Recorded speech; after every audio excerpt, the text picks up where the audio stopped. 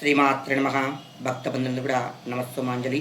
గురుదేవుల పాదపద్మ నమస్కారాలు. ఈరోజు చెప్పే విషయం ఏమిటంటే కనుక 2వ తారీఖు 10వ నెల 2024 బుధవారం అమావాస్య. ఈ అమావాస్య పితృదేవతలకి చాలా చాలా ప్రత్యేకమైంది.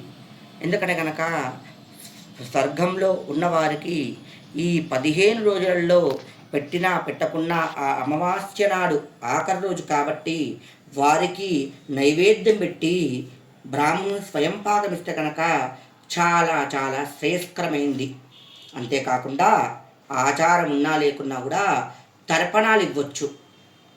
పిండాలు పెట్టినా కూడా ఆ రోజు చాలా చాలా పవిత్రమైన రోజు. ఈ రోజున పితృదేవతల పేరు మీద వారి పేరు మీద మీరు ఎందుకంటే ఇంకా వంశాభివృద్ధి జరుగుతూ ఉంటుంది. ఆ రోజున వారికి ఆత్మ శాంతించే విధంగా నల్ల నువ్వులతోని తర్పణాలు ఇచ్చారనుకో మీ వంశంలో ఎలాంటి ఇబ్బందికరంగా సమస్య తీరుతూ ఉంటుంది. చాలామంది జాతకులు కూడా పితృదోషం అని చెప్పుతూ ఉన్నాము. ఎందుకంటే ఇంకా ఆ దోష పరిహారంగా మీరు ఈ రోజున తర్పణాలు, దానాలు, ధర్మాలు, పితృదేవతల పేరు మీద వస్త్రదానము, చెప్పులు, గొడుగులు ఏవిచ్చినా కూడా అత్యధిక ఫలితం లభిస్తూ ఉంటుంది. వారికి ఖచ్చితంగా వడలు పాయసం మాత్రం, మినపవడలు పాయసం మాత్రం ఖచ్చితంగా పెట్టండి. శక్త్యానుసారంగా దానం ఇవ్వండి, స్వయం పాకము ఇవ్వండి.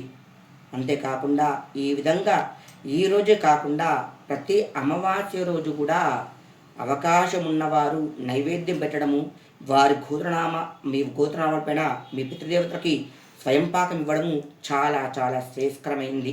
కావున ప్రతి ఒక్కరు కూడా ఈ మాలయ పక్షాలలో అమావాస్య నాడు పితృదేవతలకి నైవేద్యం పెట్టుకోగలని మనసావాచాకరణ కోరుకుంటూ ఉన్నాను. వంశం అభివృద్ధి జరుగుతూ ఉంటేనే గృహం నందు ఎలాంటి ఆటంకాలు ఉండవు. తిథిలు గుర్తుకుంటే తిథి ప్రకారం పెట్టడం చాలా శ్రేయస్కరము. అయినా కూడా తిథి ప్రకారం పెట్టినా కూడా ఈ మాలయ పక్షాలలో తర్పణాలు వదిలిపెట్టేసి స్వయం పాకం ఇవ్వండి. శ్రీమాత్రే నమః.